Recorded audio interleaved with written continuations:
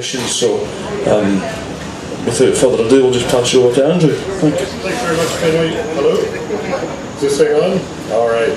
Welcome to the Pipestrums Magazine Size Matters debate, where we're going to discuss what could be one of the defining issues for the future of pipe bands, whether maximum numbers should be placed on bands. My name is Andrew Berthoff, and I put together Pipestrums Magazine, and I've been involved with its publication for about 30 years now in various forms.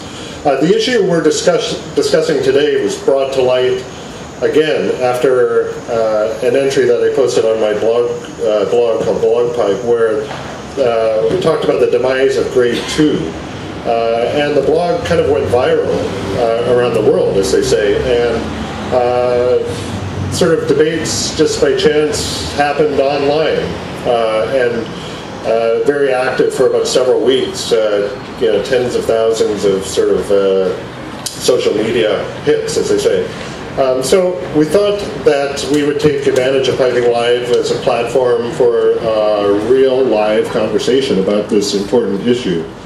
So we're pleased to have two of the greatest pipers and pipe band leaders alive today with us today.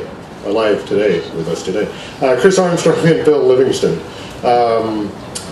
While Chris will argue on the against maximum number side and Bill on the in favor of side, each recognizes, I think, and I think we should stress here, that there are pros and cons to each stance.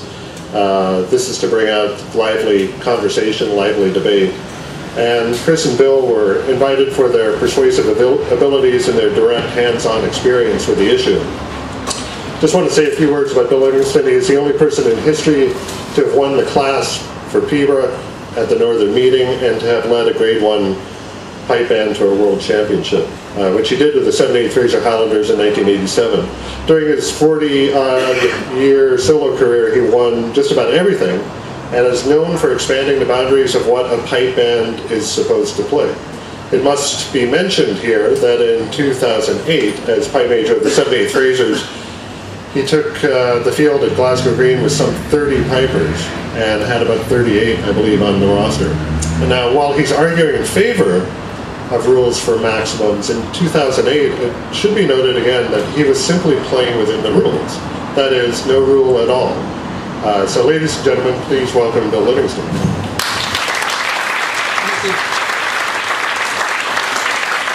And just a few words about Chris Armstrong. He is also a Highland Society of London Gold medalist, and he's, of course, I think everyone knows, the pipe major of the Grade 1 ScottishPower pipe band, which is currently one of the larger bands going. Last year, Chris led ScottishPower to a second prize at the World. A few days and a few years before a hugely successful concert. The pre-Worlds concert. Since taking over as pipe major of ScottishPower, Chris has brought the band to new heights, attracting some of the most talented players from Scotland, Canada, and New Zealand. He's a native of Bathgate, and Chris is on the staff at the National Piping Centre, so he thinks about piping, drumming, and pipe bands all the time. We're delighted to have him speak against maximum numbers, and please welcome Chris Armstrong.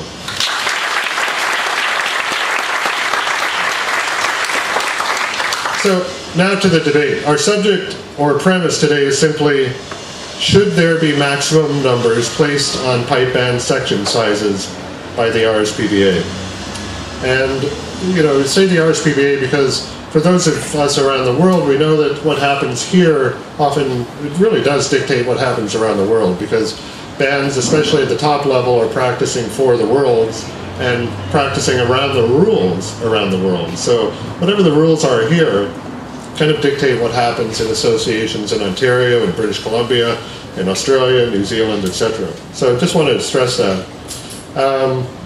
I'll act as chairperson and timekeeper. I'm not going to get involved. I, like these two, know the pros and cons. Again, Bill Livingstone will take the in favor of side. Chris will take the not in favor side. And each has prepared constructive arguments in advance, and they're ready to do verbal battle. I'll invite Bill to make his opening argument in support of limitations on section sizes. Bill has 5 minutes to present his constructive argument he has prepared. I'll tell him when his 5 minutes time limit has been reached, then ask Chris to give his constructive argument for 5 minutes. Same thing. Rebuttal arguments will follow. starting with Chris and then Bill, 5 minutes each. We'll have 5 more minutes for one-on-one free-form debate, argument between these two guys following that. Each person attempting to weaken the other person's position. We're not going to get into other subjects, we're not going to deviate, keep things on track. At the end, I'm going to invite the audience for their 2 cents and ask questions and have more conversation about that. And I think we'll wrap up by about 11:45, but we've got until noon. So, Bill Livingstone, your opening argument in support of limitations on section sizes. Andrew describes this as though we should all be wearing jousting gear. So really not as difficult an issue as that. Chris and I chatted yesterday, and really it's not a big deal. We both see the benefits of each side. But I like the irony of me being put in the position of defending caps, because as Andrew has said, in 1988 we fielded 30 pipers and left another 8 on the sidelines. So that kind of makes that version of the 78th Fraser's a poster boy for what's wrong with unlimited numbers and the availability of putting any number of people on the field. And it was described this as one of the most important issues facing the pipe bands, and it is an important issue, but I'm not so sure it's the only important issue. We're still saddled with preposterous rules essentially laid down by the RSPBA, which affect all pipers and pipe bands all over the world. The silly pipes up and pipes down thing, I'm told that may be on its way out. The foolish forming a circle with our backsides to the audience. The ability, ask Colin later, Colin McClellan later, the ability to disqualify a band for the pipe major issuing the command 1-2 instead of by the right quick march. And these are really archaic things that come back to haunt us from the military stuff that led to pipe bands in the first place. So let me deal, I think, first of all, with what I think are the effects of caps on size.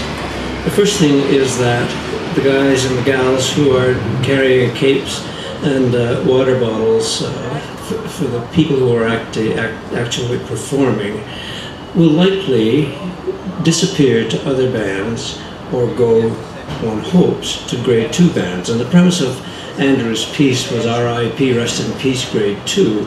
And it's true that grade 2 is disappearing at a rapid rate throughout the world. So I guess the question we should ask is grade 2 a legitimate and needed grade in the grading of pipe bands generally? I, for one, think that it's critically important, and that really leads to my willingness to support the capping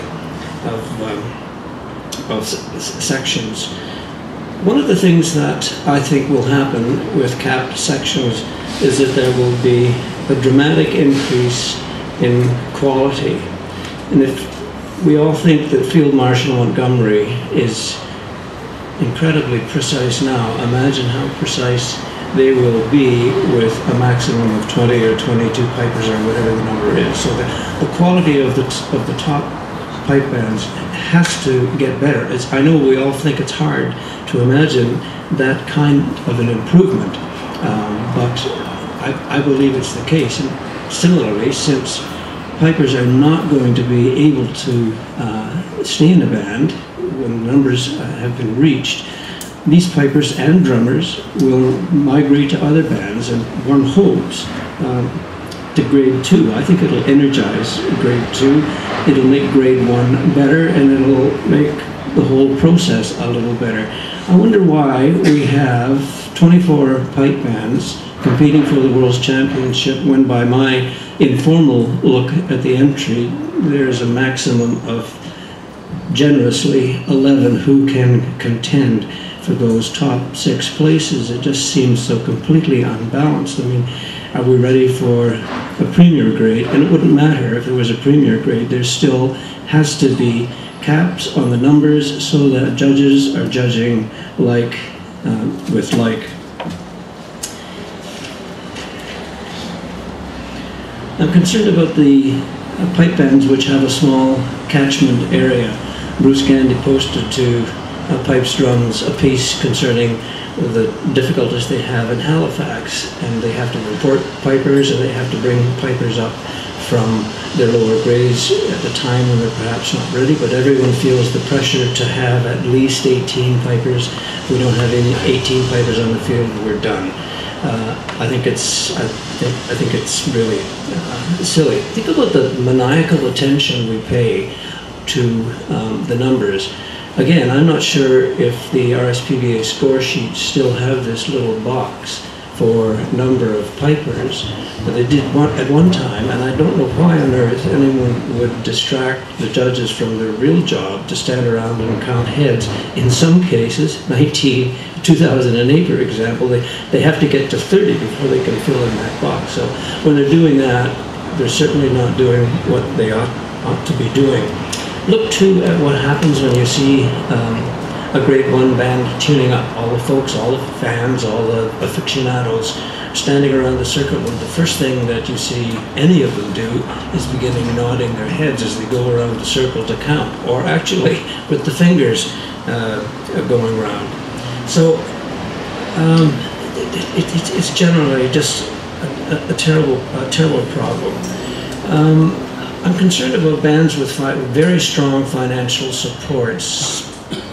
Not to point any fingers, but certain police bands are mine is not one of them. I can't call it mine. The one I play in is not one of them, but some of them have very strong financial support and can finance players to come from halfway around the world. Now, I don't know what you think a pipe band is, but I think a pipe band is something that is defined by camaraderie, a shared musical vision, a commitment to that vision, and as Mike Gray put it to me when we were talking about this, it's also a very intimate, I mean that in a good way, it's a very intimate process because everyone has to be so close to the central theme and the central idea. So if you've got a lot of people from elsewhere, and that's almost the only way that you can manage these corps of 24, 26 pipers, 13 drummers, I'm not sure if that makes any sense. Am I over time? I'm a lawyer, I'm not even finished. Go. Okay. So, thanks, Bill. I'm going to turn things over to Chris.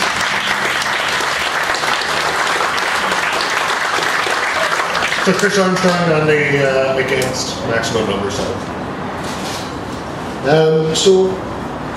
I have a few thoughts on why there shouldn't be a cap. On perhaps, if a cap came in, then it's.